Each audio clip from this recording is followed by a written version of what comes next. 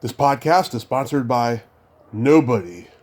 Hey dudes, welcome to Splat from the Past, the only 80s themed horror and sci-fi show where things can get totally radical.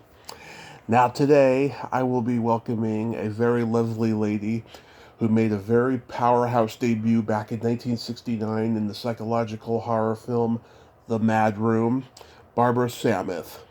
Yes, Barbara Sammeth played Stella Stevens' sister in that movie. They also co-starred with Shelley Winters. And then she was in the TV movie of the week horror film, The Devil's Daughter. She played Goldie Hawn's friend in Foul Play. She was in the Atlanta Child Murders. She was in the 1985 exploitation classic with Charles Durning, Stand Alone. And she's done so many um, different movies and TV shows, and it's going to be great to have her on the show today. She's a very talented, very beautiful lady, and it's going to be great to have her today. I had my vaccination yesterday. My arm is sore as fuck, but it's the price you have to pay to stay healthy, and I'm very blessed that I got it yesterday. So, here is my interview with Barbara Sammeth.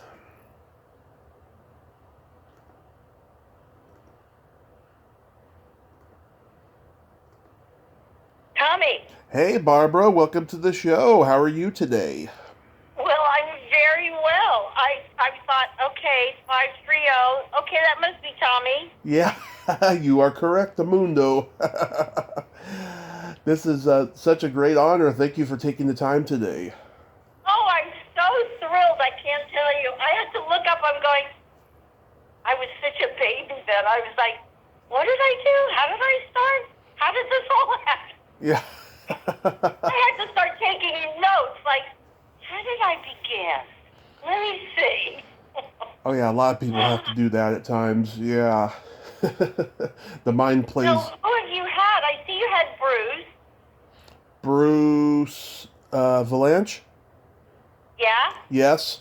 I've had so many people. You're my 1,173rd guest today. Today, all in one day. Wow. It's no, just That's a lot. no, just in A lot of 4 years. doing for one day. No, just in 4 years. Yeah. Yeah, I've talked to so many people, and I've been so blessed and so lucky. Well, I love it. I love that it's called Splat from the Past. Oh my God, that's so. I just texted. You know, I live in Miami Beach now, Uh huh. and but my agents are still in LA. But I came here for 1 year, and it's been 9. Wow. Yeah. That's so cool. Yeah. So, going back in time, did you gravitate toward acting early on in your childhood? Immediately, I think out of the womb. There was just nothing else I was going to be able to do, and luckily, there was nothing else I did except acting. That's all I did. My career was, I never did anything else.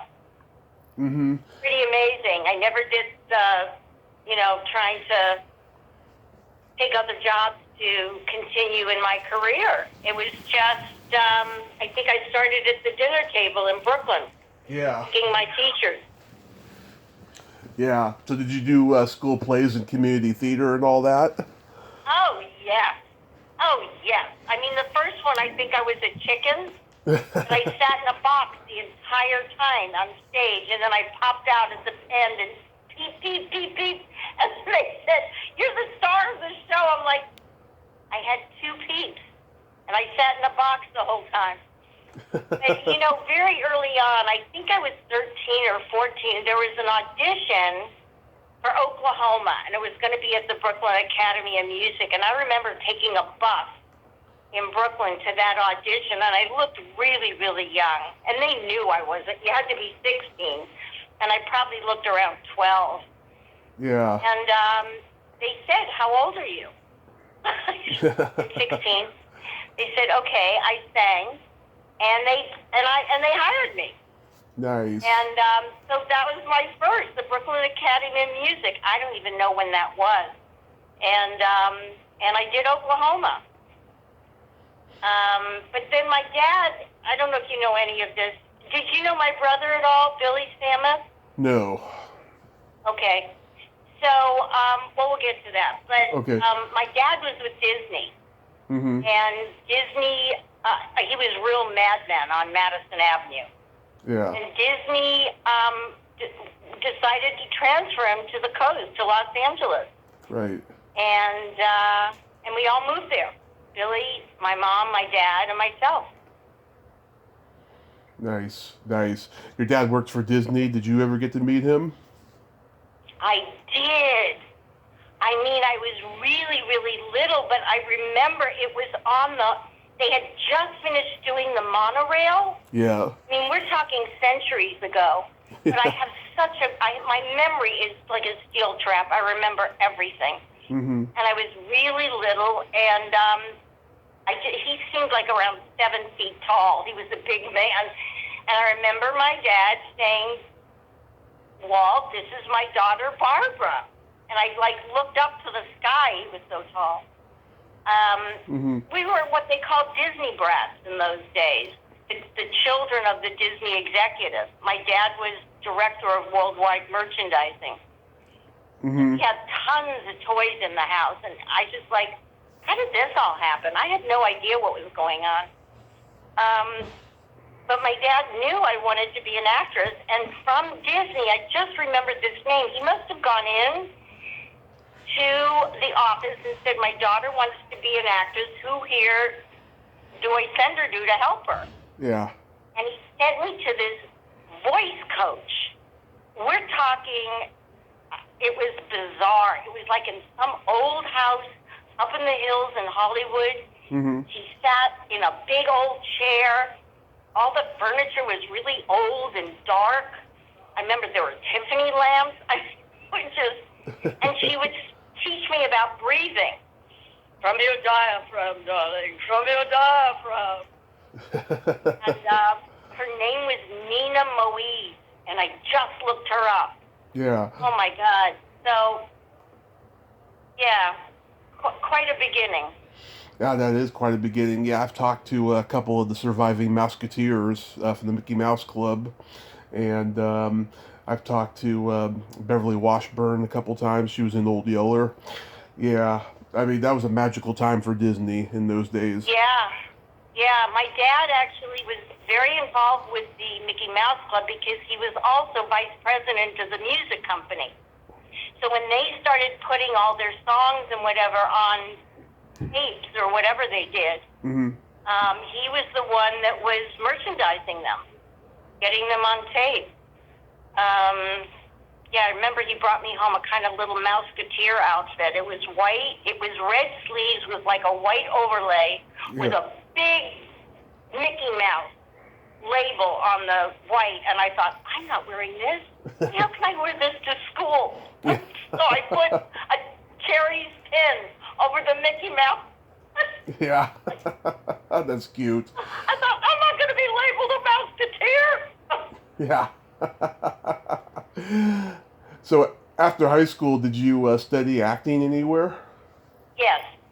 I always was studying acting. I got involved in the theater department it was called Uni High, where I went to high school, and I want to say, not all the way home, but something like that. And there were agents in the audience, and they talked to me, and I think my dad just said, she's too young. Casting directors. And I went to UCLA in the theater arts, film, television department, and I was specializing in acting. And after my second year, I was getting all children's shows, and that's not what I wanted to do. I was a comedian. I wanted to do main stage. So I left the United States for Europe alone for a year, and I went to some acting classes in Paris. It was all in French. I have no idea what they were really saying, but I know he had people go up on the stage and do scenes. And I watched him, and he would yell at people and embarrass them. And I thought, oh, my goodness. And I went back to UCLA. I was gone for a year. I went back to UCLA, and at that time they had something called the Hugh O'Brien Acting Awards. And it was I know, right? Yeah. It was a $500 award to the winner, or in those days, winners. Well, there was a guy by the name of Colin Higgins. Yeah. Colin wrote Harold and Maude. Colin wrote Silver Streak. And he also directed you later in Foul Play. Exactly. Yep. In Foul Play. And then I also worked in Devil's Daughter, which Jeannot Swart directed. But Colin was in grad school in the film department. And I did a play, 1,000 Clowns, with John Rubinstein. And during those days, Rob Reiner was there, and Richard Dreyfuss was there, and we were all part of a theater group called the Evergreen Players. Wow. It was on Fountain. And it was Larry Bishop and David Arkin and Phil Mishkin and Rob Reiner and Richard Dreyfuss. And I don't remember a lot of the women, but I was doing theater there with them. So I met Colin. He was a grad student in film, and he saw me in 1,000 Clowns with John Rubinstein, and he asked me to be in his Project One, which won all kinds of awards. Yeah. Well, when I auditioned to do the Hugh O'Brien Awards, or maybe the department chose us, I can't remember. But Judy Kaye was in it the same year as me. Judy Kaye, big star on Broadway. Right. And I asked Colin to do it with me. And I won. So, in the audience were all these directors and PR people and agents, and it was jammed. Hugh wasn't there that year, but Charlton Heston, Walter Matthau, Monique James, the big casting director, Greer Garson. And after that, I was still a junior in college. I was starting to get all these different people trying to find me to manage me or have me come to their agency. And it was overwhelming. I was so young. Yeah. And I went, I remember CMA, I think it was, and there was, I can't remember what his name was. It was Annette Funicello's husband, Jack Gilardi. Yes. Yeah, Jack Gilardi, and they really wanted me, I think it was to I don't remember the agency, but this one boutique agency called the Kurt Frings Agency. At that time, they had Elizabeth Taylor and Audrey Hepburn, who was always my idol, and it was very small, and I just liked them. And this guy named Charles Eisenberg said, you are not going to get the attention at those big GMA, you're not going to get the attention at those big agencies that you'll get here. Right. And I met with Kurt Frings. He was still alive, and he said, we're going to make you a young Audrey Hepburn. My hair was very dark. My eyes were very big and brown, and oh my gosh, I thought, oh my God, my idol. Yeah. So I went with them. 2 weeks later, I had my first audition for a major film being done at Columbia called The Mad Room. Yeah.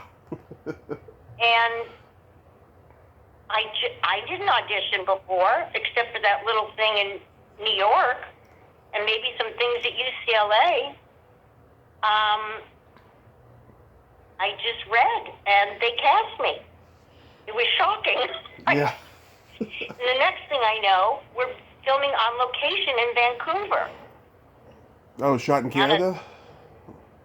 And I didn't even know how to read the script, Tommy. When they said, the call sheet said scene 52, I was looking at page 52. There was no scene on there with me. So my next door at the hotel was Michael Burns. I knocked, I said, Michael, it's Barbara. He says, yeah, what can I do? I said, I don't know what I'm doing. I don't know what I'm doing. We're scene 52. And he said, well, it's on page 25. I said, okay. Yeah. And then we'd have dinner. I met Stella Stevens early on, and she didn't know my name was Barbara Sammeth. She kept calling me Sammeth, like Samantha. Hey, Sammeth, we're good. I thought, oh, she's very friendly. Yeah. And I didn't know what a POV was.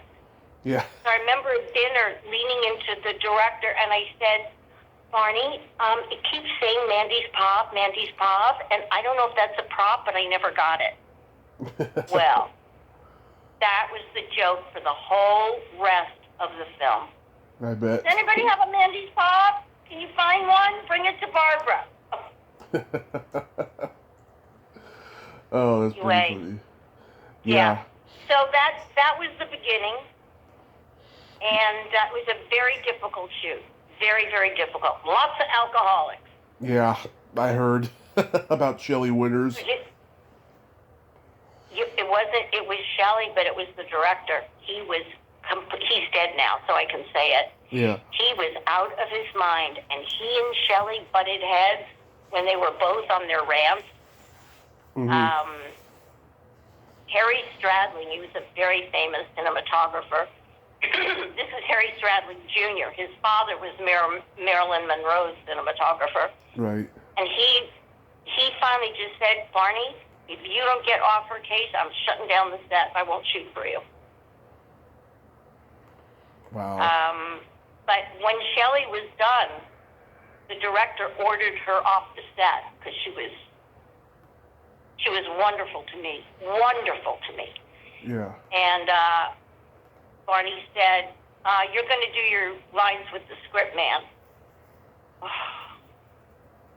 And Shelley called me, and she said, Barbara, if you want me there to do your off-camera, he has no right to keep me away. I will come onto the set and do your off-camera for you. And Barney said, you bring her back to this set, and I'll cut every single one of your scenes. I had no choice. Wow. Yeah, I mean, you made a powerhouse debut in that movie. It's such an underrated movie. I look at it now and I think, God, it was pretty good. But tell me what happened. It was during the time of no violence in film. Yeah. Right? And they had the violence committee from, I don't know if it was from the Academy or Screen Actors Guild or who knows what.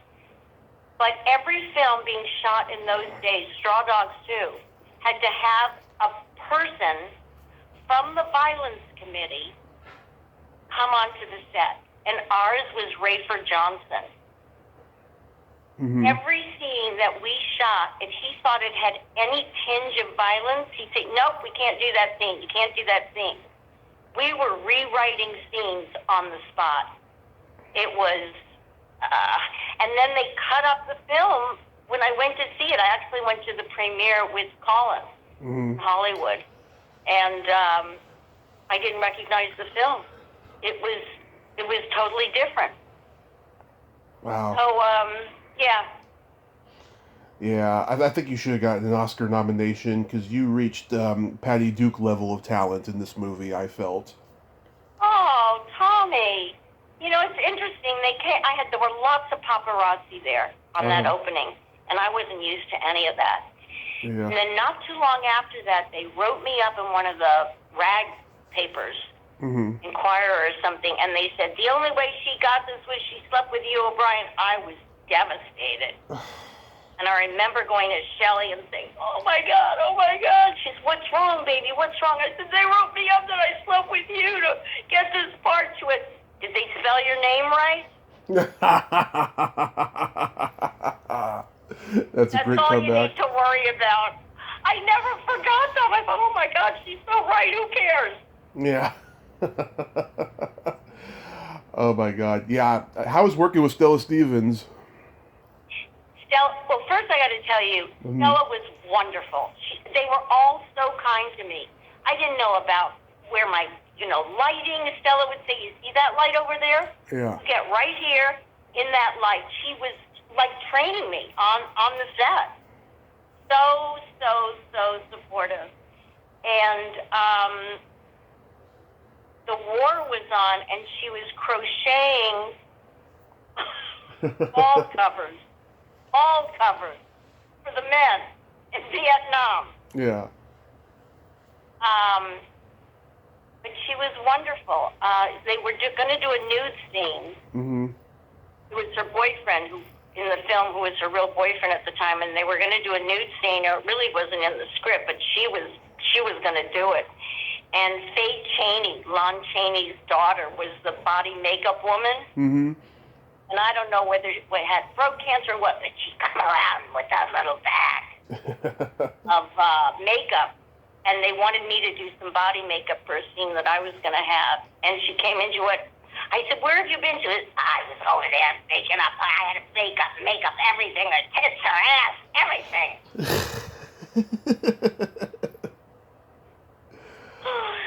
But it was Shelley, really, that really worked with me in the makeup room. And we'd go over our lines.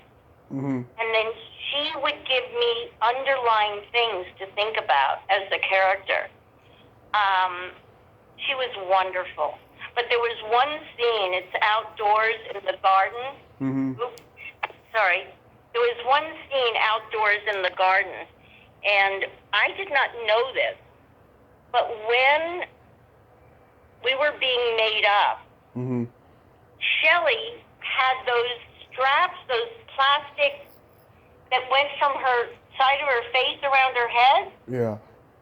to pull her skin back. It was like a facelift Yeah. with little plastic tabs. Well, we were outdoors, and it was really, really hot. Now we were shooting in Pasadena, and she was drinking real white wine at that dinner table. And all of a sudden, she was at the head of the table, and I was sitting to her right, Mm-hmm. the side. One whole side of her face fell. Ooh. I thought she had a stroke. Yeah.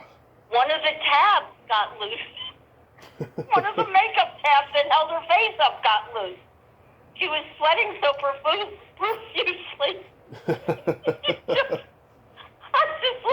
I mean, when I tell people this, she was all up, and then the right side of her face just slipped down, like she had a stroke. Yeah.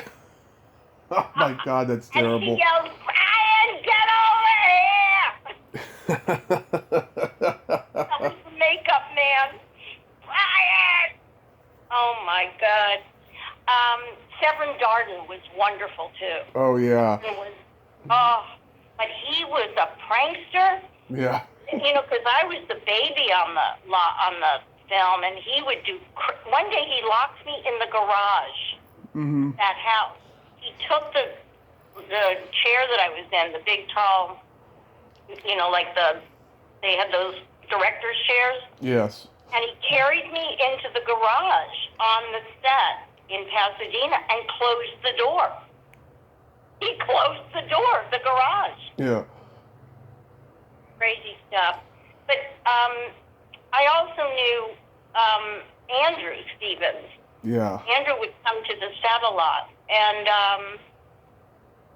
one day, I'm trying to remember, because I was under contract after that film to Columbia Mm-hmm. Screen Gems. Yeah. And one day, a limo came to the set.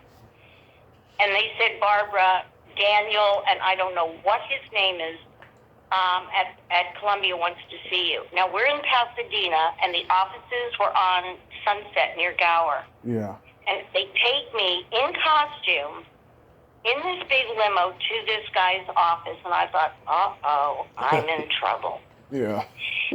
And they drop me off. They tell me where to go. I go into this guy's office. It's a huge office. There's one of those great big old desks, and this guy leans on the desk with his hands under his chin, and he said, I'm very happy to meet you, Barbara. And I said, well, I'm happy to meet you too. And then he leaned back and he says, we understand you get along with Shelley Winters. Yeah. What is your secret? And what did you say?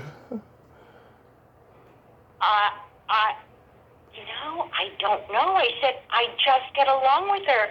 We've become really, really good friends, and she's been really helpful.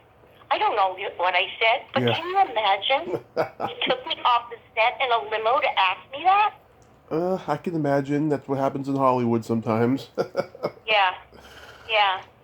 Um, and then after that, to tell you the truth, I was so frightened by everything that went on with all the alcohol and all the craziness. I thought, I got to get out of here. So I went to New York and got married. And I realized, okay, that wasn't a really good idea. I was taking singing lessons with Sue Seaton, and who was going before me? Katharine Hepburn. Really? Yeah. And then when I came back, well, I was up for a Fiddler on the Roof, and they flew me back. Norman Jewison flew me back 3 times to audition for that. And I also was up for True Grit with Kim Darby. They wanted her, but she couldn't do. She just had a baby. She was in the hospital, and I went into Hal Wallace and auditioned, and they signed me. They said, we want her. Well, when Kim Darby's agent got word of it, yeah, you better get the hell out of this hospital because you're about to lose the biggest part in your life. And she did. So they said, thank you, but no thanks, and they hired Kim. Oh, yeah. Yeah. That would have been a good role for you, I think. Yeah. I did an audition in Hal Wallace's office. I had agents, can you imagine, that drove me to my auditions. Oh, yeah. I mean, you know about that? No, but I mean, like, I've heard so many stories about people, getting contracts of Hollywood stuff and everything just falling through and auditions and all of that. It's very heartbreaking, I'll tell you. I tell you, it strengthened me up, though. I got to withstand all of it, to stand up to it, and I was thinking about it. In those days, I had no fear. Yeah. None. I would go into Hal Wallace's office and say, excuse me, I gotta get something to drink. Yeah. He said, well, it's very nice meeting you. Do you want to read the script? This scene? I said, sure. Sorry. Yeah, it's okay. And I read the scene. He said, well, that's terrific. I said, well, do you want me to do a monologue for you? Who does that? He said, oh, okay. Do you want to do one now? I said, yeah. I had no idea who he even was. Yeah. And I said, yeah. So I did the unthinkable Molly Brown and it was so True Grit kind of stuff, And that's when I came out, he said to my agents, we'll be in touch with you later this afternoon. Wow. But yeah, Kim Darby. Kim Darby got out of the hospital. And it's funny, years later, I went with that same agent. I wanted to say to him, you ruined my life. You better make it up to me. So how was the experience with The Devil's Daughter? Well, that's interesting. When I met Colin, he was writing his Project 3 at UCLA Film School. And he decided if he was going to make a Project 3, it was going to be his first film. So he was writing Harold and Maude. Yeah. And I was still an undergrad.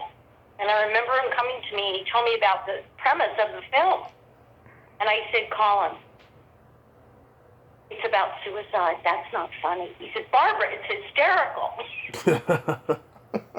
So years later, after he had written, Silver Streak and Foul Play, 9 to 5, Best Little Whorehouse in Texas. Yeah.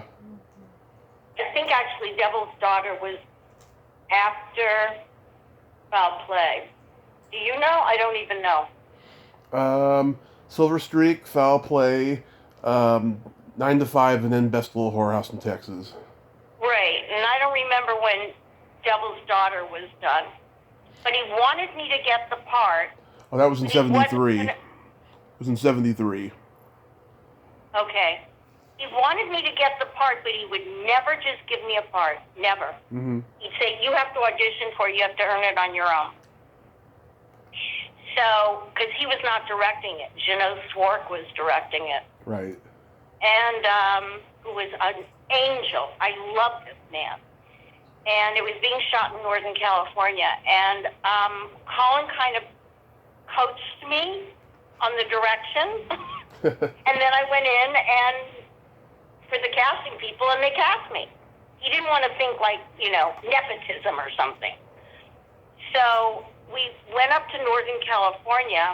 It was a wonderful, wonderful shoot. Belinda Montgomery was terrific. Shelley and I hit it off again. It was like, she was wonderful to me. Yeah. It was almost like, and she wanted to stay friends. It was sweet, really.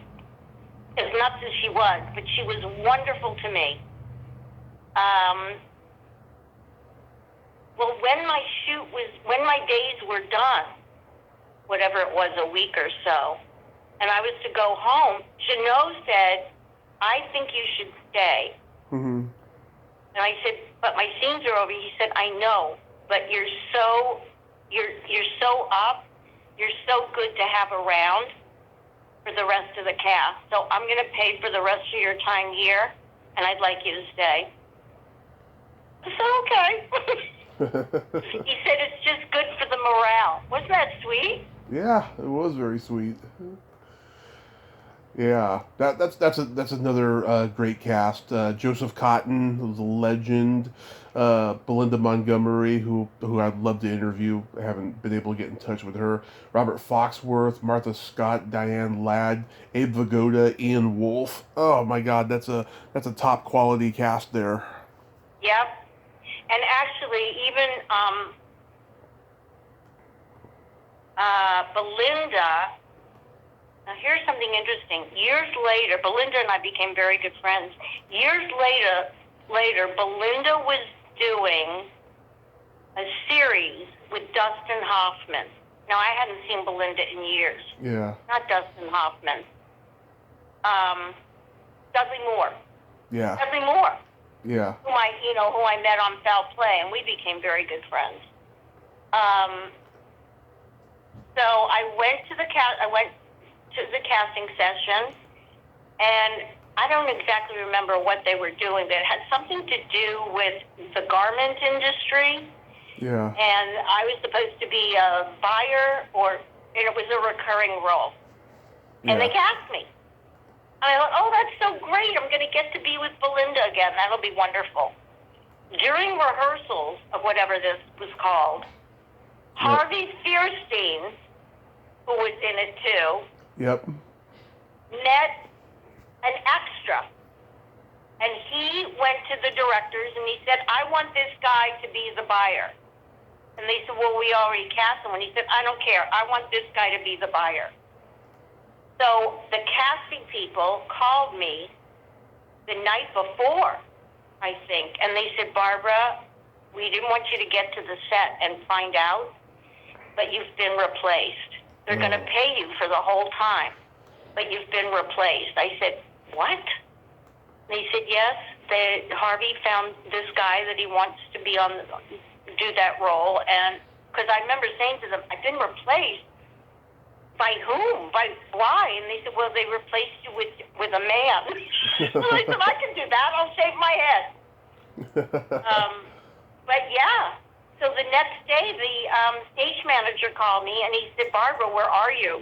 I said, well, didn't you hear? I've been replaced. They said, what? Your name is still on your dressing room door. Oh my God. I know. I have some stories like that. So when people ask me about, when you're going to work, when you actually get the job, and I said, yeah, don't think you actually got the job until you actually go to the set. Yes. You actually go into your dressing room.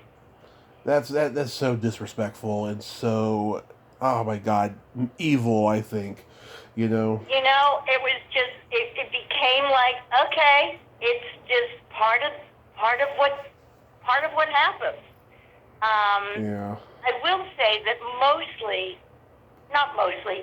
totally for me, I never had any of those run-ins with men and casting couches or any of that stuff. Oh, that's good. I mean, people just took me on my talent, and truthfully, were very, very respectful. I never had any of those old Hollywood tales and problems. Never. That's good. That's very good. Then you did your 3 minutes are up. Oh my God! You really did get in there. That's what I That do. was amazing. Yeah, one of my acting coaches, Diana Maddox, she was very well known in the whole Shakespeare coaching area. Chris Tabori, all these wonderful, Lawrence Pressman, all these wonderful people worked with her. I think Richard Dreyfuss, too. I think I turned Ricky on to her. Yeah. And Bo Bridges was one of the nicest. Well, I've always worked with wonderful, wonderful people, but Bo was one of the nicest. So kind. Actually, I worked with Sam Elliott too. Yeah. In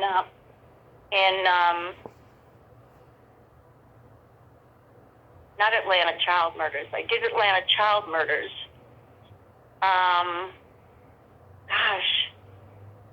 The Texas, the Dallas. Do you have it there? Do you know what it is? I don't see anything with Dallas in it. Oh yeah, Murder in Texas, right? Murder in Texas. Murder in Texas. Sam Elliott was wonderful. And actually, we knew each other from before because he was a neighbor of one of my best friends. And we would see each other at this, it was a apartment complex. But Atlanta Child Murders also had a wonderful cast. Yeah. Wonderful, wonderful cast. Yeah.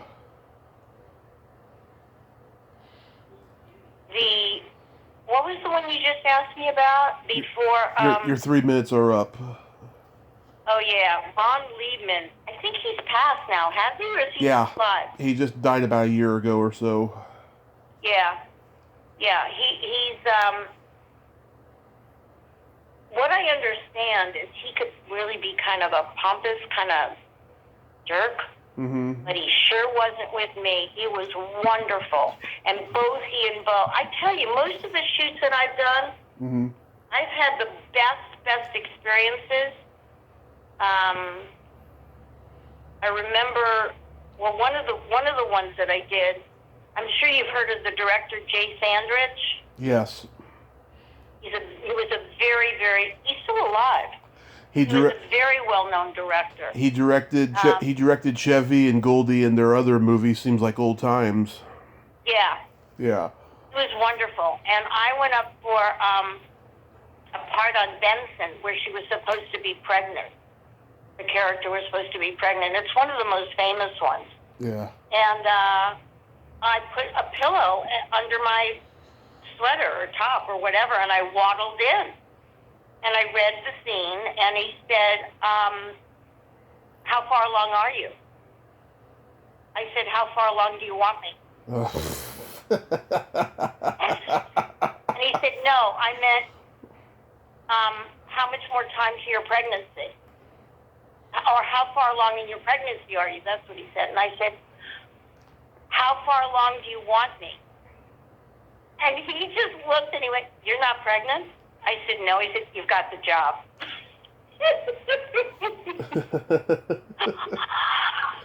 Oh, gosh. Yeah.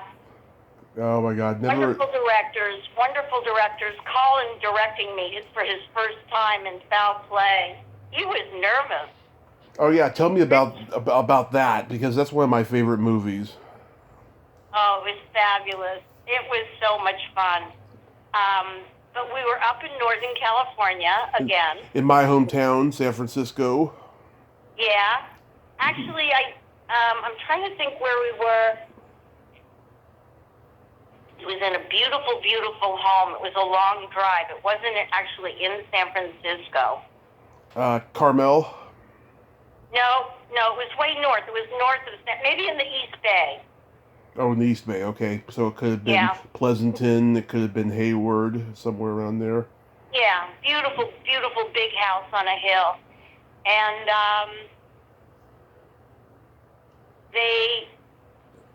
Colin had an idea of what he wanted me to wear. And for whatever reason, they kept taking me shopping all around San Francisco with all these fabulous stores. No, he didn't like this. No, he didn't like that. I don't know what he was expecting, but finally, the wardrobe person, I can't think who it was, took me to stores. She said, I'm not going to shop without you. You got to come with me. So that's what I did. We spent the day shopping and brought back these stuff, and I tried on. I'd come out and call and go, no, yeah, that one. But that was quite an experience. I have another wardrobe story. Moss Mabry, who was a very famous costume person, was a costumer on the Mad Room. And I was supposed to look like I had been in an institution since I was 4 years old or 3 years old. And now I'm 14 or 16, I think. And they got me all these clothes, and I'd come in, and Moss would see it, and he said, or Moss would get it for me, or I think I walked his wardrobe people, and he said, no, she looks like she just walked out of Saks Fifth Avenue. Next one, no. And the costume people said, Moss, whatever we put her in, she just looks good. And he said, well, find something else for her. You know where they found my dresses? From Shelley Fabare's old wardrobe room. Oh, love it. And it was supposed to just be, not fit well and be dowdy and crazy stuff. But they also, I was not supposed to have boobs. I have no idea why. you told Goldie to show more cleavage. Well, that was in foul play. Yeah, in foul play I was allowed to have boobs. But in Mad Room, they didn't want me to have boobs, so they bound me up with like an ace bandage and flattened everything out. And I had a scene with Stella where I had to rip off my blouse because there was blood on it and run through the grass and trees. And I remember Barney going, cut, what the hell is she wearing? And whoever wardrobe said, she's wearing an ace bandage. And he said, why? I said, she's 16, not 9. Get that thing off of her and get her a bra. So then cut to foul play. Now they want boobs. I tell you. Yeah. How was it working with Goldie in that scene? Wonderful. Goldie was, I just can tell you, I mean, all the stories you hear about people that aren't very nice or they're kind of nuts or they're cold. Yeah. Not my experience at all. Never. Not my experience. Did you talk to Chevy? Yes. Mm-hmm. Chevy and I were in that scene together. He's a big flirt, he was just a big flirt. That's kind of what would happen. But I just kind of used it. Mm-hmm. It was appropriate for the scene that I was in. I knew it was never going to go anywhere offset. Yeah. But if it was appropriate for the scene I was in, sure, I was up for it. Flirt away, doll. Flirt away. That's awesome. So yeah, the Atlanta Child Murders, that's got a great cast. Martin Sheen, Rip Torn, James Earl Jones, Morgan Freeman, just before he made it big. That must be a huge career highlight for you. Yeah. I remember working with Rip Torn, and I'd always been a big, big fan of his. And Charlie, and Martin Sheen, too. Interestingly enough, I don't know what that's about, I never felt intimidated working with any of these big names. Yeah. It was always it was an honor, but it didn't feel intimidating.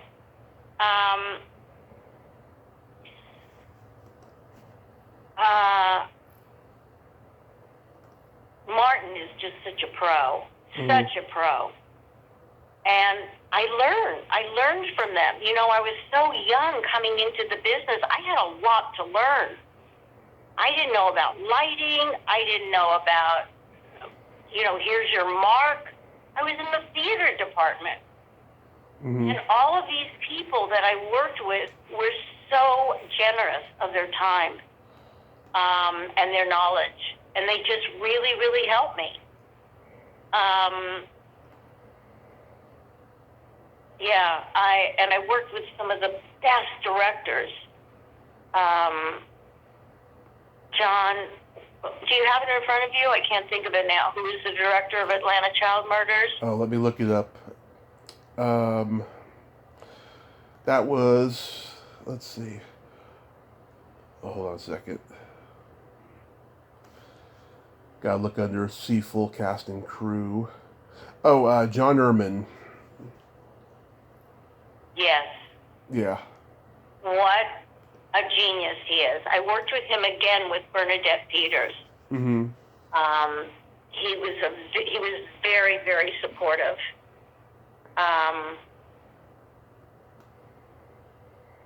Early on, I guess from Mad Room, even though I left for a couple of years, when I came back, at first I didn't know anybody. Everybody had changed, and I started doing commercials. And one of my first commercials, in fact, my first one was with Farrah Fawcett. And I thought, I am never going to work in this town again. That woman is drop dead gorgeous. Yeah. It was for Continental Airlines. And I worked with Alfred Hitchcock. And, I mean, I worked with big names, Burt Reynolds. Yep. And I just have to say, I had the most wonderful experiences.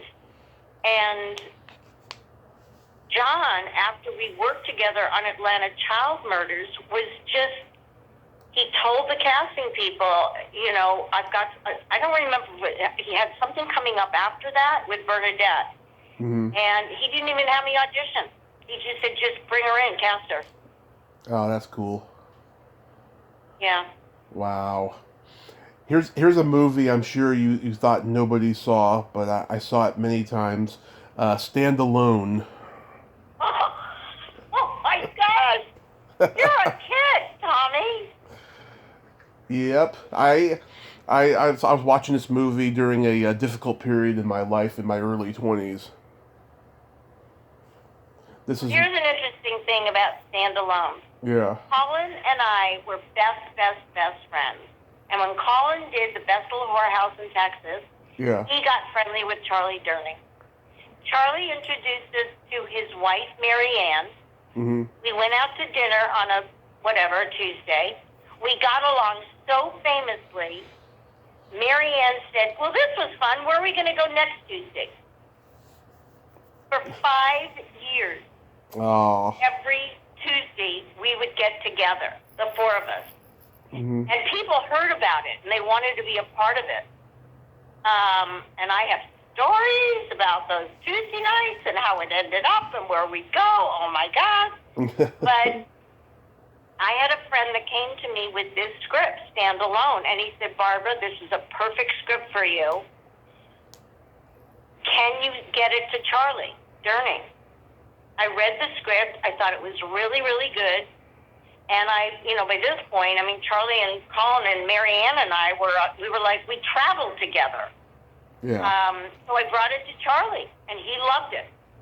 And it turned out the director had never directed before, and he was going to audition me. And I said, excuse me? I just got you Charlie Durning. He said, it doesn't matter. I said, fine. I auditioned for him. Well, he wasn't quite sure if I could do it. We get on the set, and this guy didn't have a clue about directing. Not a clue. Yeah. What happened? Charlie and I would direct our own scenes. It was wonderful. You know, I would say, Charlie, listen, I'll come in from here, and you come in from here. He says, right, and then I'll do this, and then I'll do that, and then I'll turn over here. And we just took off. Yeah. And actually, I'm now kind of a copper-haired gal, and it was because the little boy in that had reddish hair. Mm-hmm. And the director came to me and said, "Would you mind changing your hair color to the little boy that's playing your son?" I said, "Okay, what's his hair color?" "Red." I said, "Oh, all right." Yeah. So, there was a very famous hairstylist in Santa Monica named Lori Davis, and she came up with the hair color for me. Years later, my brother managed Cher and Joan Rivers. Yeah. And years later, he went to Lori, or Lori came to him and asked if Cher would do her infomercial. I think she wanted to kill my brother after that, but that's the Lori Davis, and she changed my hair color. Mm-hmm. Yeah. Also, Burt Remsen is in it. I interviewed his daughter a couple years ago. James Keach, Pam Grier. Yeah, that's a good cast too. Pam Grier. Now, Jimmy Keach, it was interesting. Jimmy Keach was married to a friend of mine. I don't know if they had Jimmy Maynard. Yeah, that's before Jane Seymour. Right. Yeah. Right. Boy, you really know your stuff. Absolutely. With all the interviews that I've done, I better know this. Yeah. I thought Stand Alone was actually a really good movie. And Yeah. they didn't do PR on it after or anything. It went immediately to DVD. Well, that's. And I really feel like Mad Room now is kind of a classic. I just watched it not too long ago, and I thought, not bad. Well, that was typical of New World Pictures. They did very little publicity on their films. They were all crapshoots. After Roger Corman sold the company, it was like that. But yeah, I think it's a great movie. It's kind of like that Dustin Hoffman movie Straw Dogs, and that one Clint Eastwood did, Gran Torino. Yeah, it's like those movies. Yeah. Also, Mad Room, I think, was during the transition when Columbia wasn't doing well, and it became Columbia Screen Gems. Right. And they had a big television department. Yeah, they had the Monkeys and the Flying Nun. Yeah. What was the first one? The Monkeys. The Monkeys, right. Mm-hmm. And that's when they had me under contract. I don't exactly know what they thought they were going to do with me, because nothing happened. They kind of fell apart after that. Yeah, they were making the Matt Helm movies with Dean Martin. I think you could have been in one of those. I mean, you had the look to be in one of those movies. He Yeah, such a different time, right, Tommy? Such a different time. Yeah. I was talking to somebody, because I'm in Miami Beach now. I actually came to Miami because there were 3 series being done here. And there wasn't a whole lot of work in LA anymore, and I thought, I'm going to try Miami. Well, don't you know, I got here, and one after one, the shows got canceled. Yeah. But I kind of liked it, and my brother was living here, and that was kind of fun. It was different from LA, and then my brother got sick. Oh. So, yeah, he passed from pancreatic cancer. I'm so sorry. And I'm thinking now, okay, well, what's next? Because that's really the end of my family. My mom, my dad, my brother. It's just me. Mm-hmm. And now I'm thinking, I don't know. Do I go back to LA? Do I go to New York? What do I do? So we'll see. But it's very different. It used to always be you got a script or you got the sides and you drove to the studio and you met with producers and directors. It's just everything's online now. Right. And a lot of people are shooting in Atlanta because of the tax breaks in L.A. Right. Believe me, I wouldn't mind that. I did get some agents here, but we'll see. I mean, things are starting to open up, but I love that you know so much about all of this. It really takes me back to the beginning for me, the beginning of it all. Yeah, I mean, I love listening to the evolution of a person's career. It's so amazing. I've been so blessed with all the people that I've gotten to talk to. Well, you're terrific, and you certainly have the knowledge. It's wonderful, wonderful. I mean, you brought me back to cast members and people that I thought, oh my God, yeah. And Dudley Moore and I became very good friends. Oh, yeah? Yeah, after Foul Play. We really hit it off. I don't remember who he was. Was he married to? Oh, that's another story. I know he was married to Tuesday Weld. Yeah. Tuesday Weld. So here's an interesting little tidbit. Mm-hmm. There was a director named Jean-Pierre. Anyway, he was French. Oh, yeah, Jean-Pierre Melville. Who? Jean-Pierre Melville. That might be it. I can't remember. But yeah, go ahead. He got Charles Coburn to direct a movie. No, he asked Charles Coburn was going to be the producer of a movie that this French guy wanted to do. Mm-hmm. So a friend of mine brought me the script, and he said, you need to audition for this guy because they need somebody like you. Anyway, they had cast Tuesday Weld. And then I went and auditioned, and they decided that I would be better because I looked more, I wasn't so savvy. You know, I didn't look so, I looked more, what do I want to say? Not honest, but like I didn't know that much about what was going on. Sophisticated, let's say that. So Charles Coburn was going to have a pre-party in his home, a pre-cast party. Yeah. And in this cast party was, oh my gosh, I'm losing,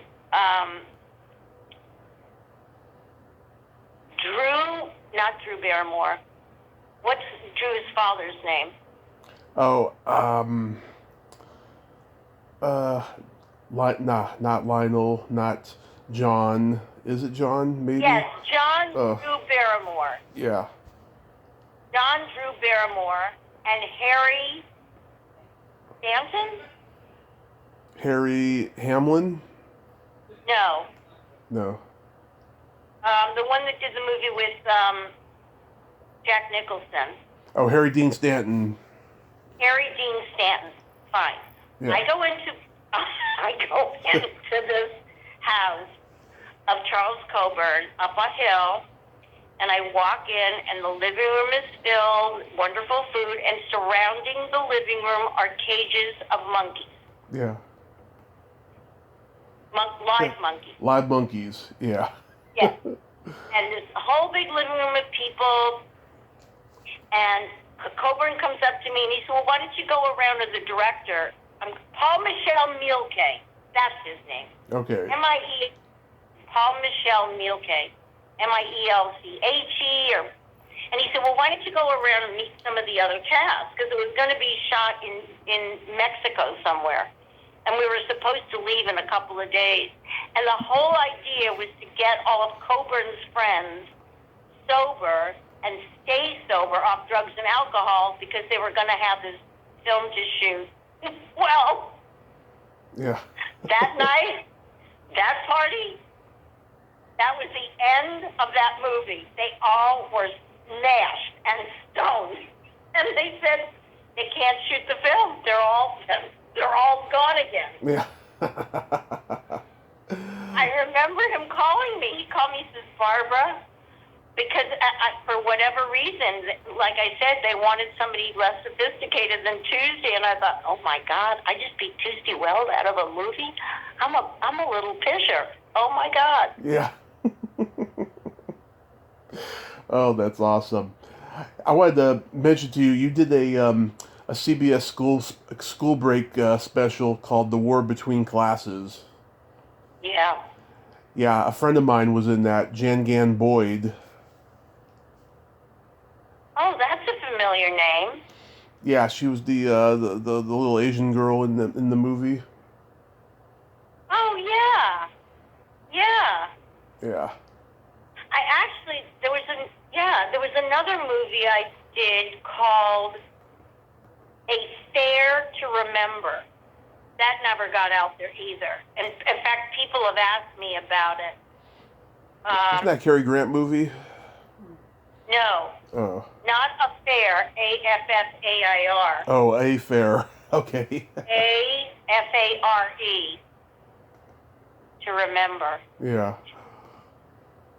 And there was another movie I did, something about the story of John or the story of Christ. I don't remember what, but I was supposed to be a fortune teller, you know, in BC. Oh, gosh, fun time.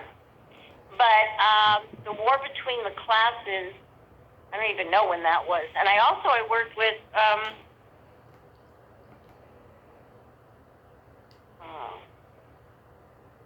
Starsky and Hutch, Michael Glazer. Paul Michael Glazer.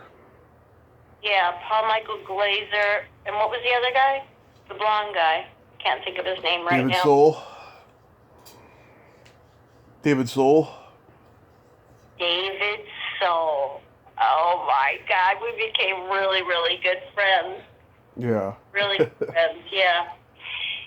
So it's been fun, and I'm actually glad that I'm thrilled that you called, because it really is kind of a little trip down memory lane. Thank you. Absolutely. So I was curious really quickly. So yeah, you've been doing have you been doing like virtual auditions and stuff since the pandemic? No, actually, the last thing I did was a pilot for Disney, and it was called Jack and Janet Save the Planet, and it had so many special effects. It was really, really good and really, really funny. And I can't remember. Right after that, I think I moved to Miami. That I was going to try to do some TV stuff, because here they were doing Magic City. Yeah. And a couple of other shows. So I auditioned a couple of times here, where I put an audition on my iPad. Yeah. And then I got 2 agents here, because that's what happened. I came here, I met this big casting director here, and she said, "I really think you can work here." And I said, "Well, do you have any agents?" And she said, "Yeah." And both of them signed me. And there's just, it's Latina City here. Yeah. They're all, yeah. So maybe now there's going to be stuff opening up. But I just kind of kicked back, and actually, Billie was such a big part of my life. When you think about Billie Eilish and her brother Phineas, Yeah. that's how close my brother and I were. And, losing him was just devastating for me. Devastating. Yeah. And I kind of took this year to just go through the grief and sit with all of that uncomfortable feeling, and get myself back on my feet. Oh. And I feel like, okay, what's next? I'm ready. Yeah, well, I'm so glad that you've done that, and I'm so sorry about your brother. I was curious, do you have any plans for St. Patty's Day today? Actually, I do. I have a friend here, and it's his birthday. And there's this new restaurant called Forte de Marmi, and a couple of other pals. We're going to take him out to dinner. And I was looking if I have anything green, and I don't, except for a bathing suit. And even though it's Miami, I don't think they really look forward to women coming in bathing suits for nighttime dinners. Yeah. Although, if anybody would try it would be me. Yeah. Yeah, we're just going to make corned beef and cabbage here, me and my mom, my brother, and I'm nursing a sore arm right now because I had my first vaccination yesterday. Which one did you get, Moderna or Pfizer? I think it was Moderna, if I'm not mistaken. Yeah. Yeah. If Moderna has a little bit more side effects. Yeah. Yeah. That's all I have, though, is a sore arm. So yeah. Hopefully it'll stay that yeah, way. Well, I hope sometime. Where are you living now? In Redding, California. Ah, okay. because I had done theater in San Jose, and I loved it. I mean, I didn't love San Jose, but I loved doing theater there because I could drive up to Napa and enjoy all of that. So, well, I hope our paths meet at some point. You're a delight. Oh, I hope they do too, Barbara. Thank you so much for coming on today. And please stay safe and God bless, because we need you. Thank you, and the same to you. I hope we meet up soon. I hope so too. Happy St. Patty's Day, Tommy. Happy St. Patty's Day, Barbara. Bye. Bye-bye.